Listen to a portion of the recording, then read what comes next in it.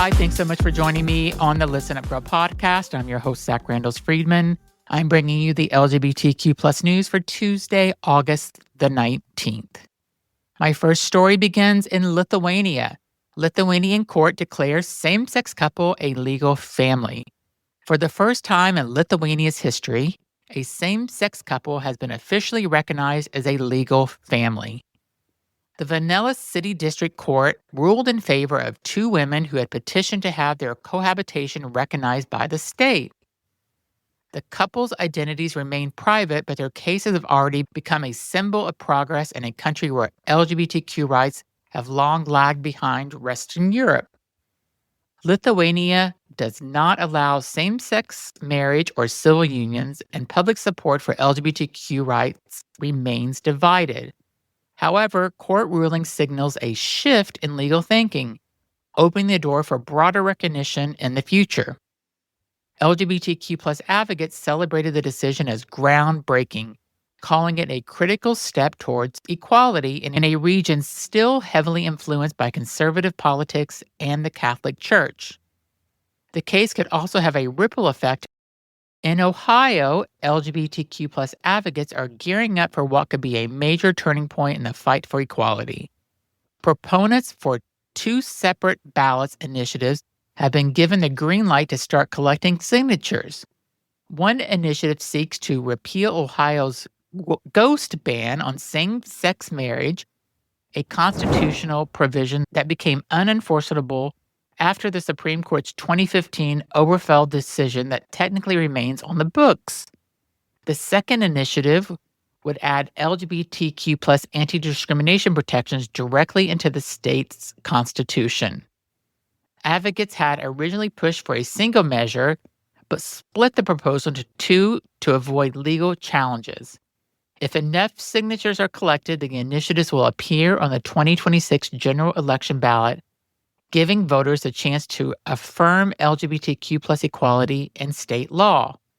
This marks one of the most ambitious state-level equality campaigns since Obergefell, and the organizers say it's more about symbolism. It's about ensuring protections cannot be rolled back if the Supreme Court revisits marriage equality. 2026 election is going to be huge for us.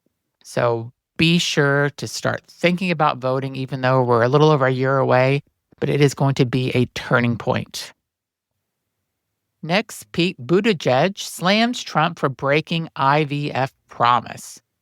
Former Transportation Secretary Pete is calling out President Trump for what he says is another broken promise, this time on the issue of in vitro fertilization. Earlier this year, Trump pledged that IVF treatments would be free for all Americans who want or need them, framing this as the idea as pro-family. But last week, his administration confirmed there is no plans to make that promise a reality. Buttigieg, one of America's most visible gay parents, said Trump's reversal has not been surprising at all, but still it's deeply cruel. In a post on X, Buttigieg wrote, "Truly being pro-family means ensuring access and cost of care, including IVF. Never stands in the way of someone starting or growing their family." The issue strikes close to home for Buttigieg and his husband Chastine, who are parents to twins born via surrogacy. LGBTQ plus advocates argue that Trump's abandonment of promise disproportionately harms queer families, who often rely on IVF and surrogacy to have children. Critics say the episode highlights broader hypocrisy in Trump's rhetoric, claiming to support families while simultaneously undermining LGBTQ plus people's ability to create them. Next story is trans athlete sues after scholarship has been revoked. A transgender volleyball player is taking legal action after her scholarship was abruptly revoked, raising questions about discrimination in college athletes. Emma Morchico, 33, immigrated from Mexico and has built a strong record as a competitive player, including in North America Gay Volleyball Association. Encouraged by a coach, she applied for scholarships to pursue her education while playing the sport she loved. But after initially being awarded a scholarship by a California university, Chico says it was taken away when officials learned she was both transgender and Mexican born. She's now suing the university, two athletic associations, arguing that her race and gender identity were unfairly turned against her. The case, reported by Outsports, could become a test of how courts handle the growing number of legal battles, including transgender athletes. Advocates say Chico's story, the double discrimination faced by queer athletes of color, and that revoking her scholarship amounts to robbing her of both her education and opportunity. Next story, we go to Florida. You always got to have something bad in Florida. Florida protesters fight to save pride murals. So dozens of demonstrators gathered outside City Hall in St. Petersburg, Florida, to defend community murals that celebrate Black history and LGBTQ plus pride. The city council was scheduled to debate a proposal to remove the artworks, sparking outrage among residents, artists, and activists. James Kitchen, the artist behind the two threatened murals, spoke to 10 Tampa Bay, saying, "We see where it's going with them erasing history. It sets a tempo that all things we accomplish are getting swept under from our feet." For many in the LGBTQ plus and Black communities, the fight is about preserving cultural identity and resisting attempts to silence diverse voices. Activists say targeting public art is part of a wider political effort in Florida to roll back inclusive representation in schools, communities, and public spaces. I am so ashamed of being from Florida. Ugh. Next, Kansas City schools targeted over gender ideology. 4 Kansas school districts have suddenly found themselves at the center of a national culture. According to reports, the U.S. Department of Education has teamed up with Kansas Attorney General Chris Kobach and right-wing legal group to accuse the schools of promoting gender ideology. The most striking detail: a single complaint from a parent has been filed in any of the districts. Critics say the campaign is politically motivated and designed to intimidate schools that adopt inclusive policies for transgender and non-binary students. Advocates warn that the attacks could undermine teachers' ability to provide safe and affirming environments for LGBTQ plus youth.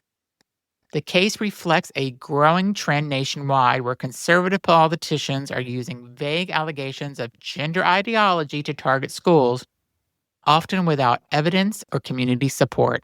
Next story, the deadly toll of conversion therapy. Despite overwhelming evidence of harm, conversion therapy, the practice of trying to change a person's sexual orientation or gender identity, remains legal in many U.S. states. Studies have reportedly shown it's dangerous.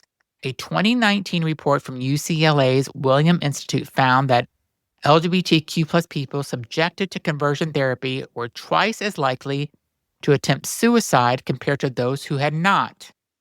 Another study in 2018 found that teens who endured practice reported long-term damage, including lower self-esteem, reduced social support, and poor life outcomes. Survivors described the experience as abusive, humiliating, and psychologically scarring.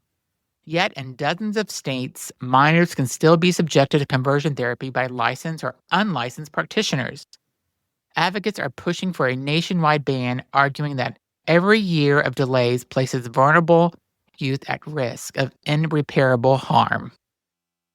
I cannot believe we are still doing conversion therapy in 2025. Next story, we go to Indonesia.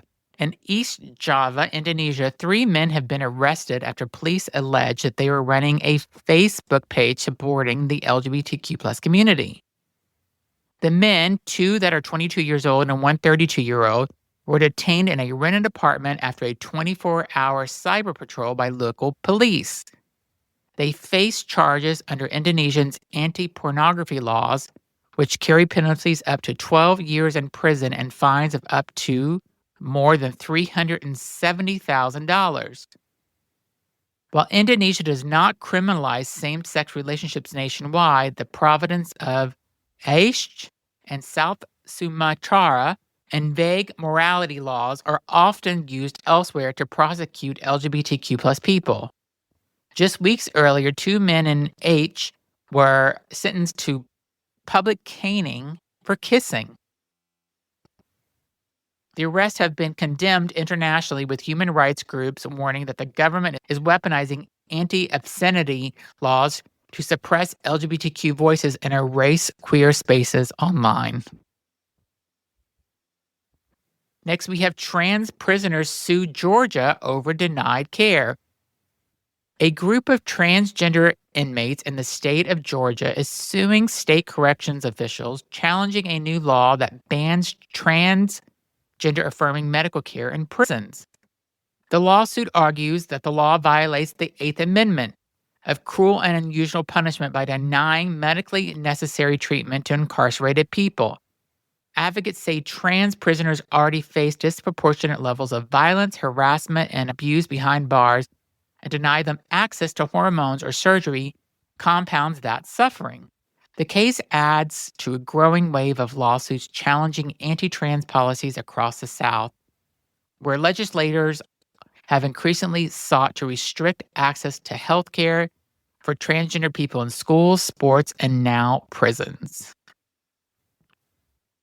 Next, we have a wave of censorship hits LGBTQ art exhibits.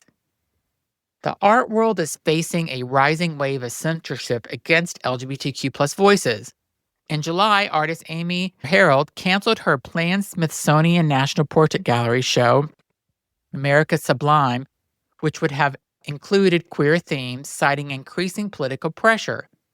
Earlier this year, Washington Art Museum of the Americas canceled Nature's Wild with an exhibit inspired by queer Caribbean activism just weeks before its opening. Curator Johnny Willis says conservative donors are behind much of the pressure.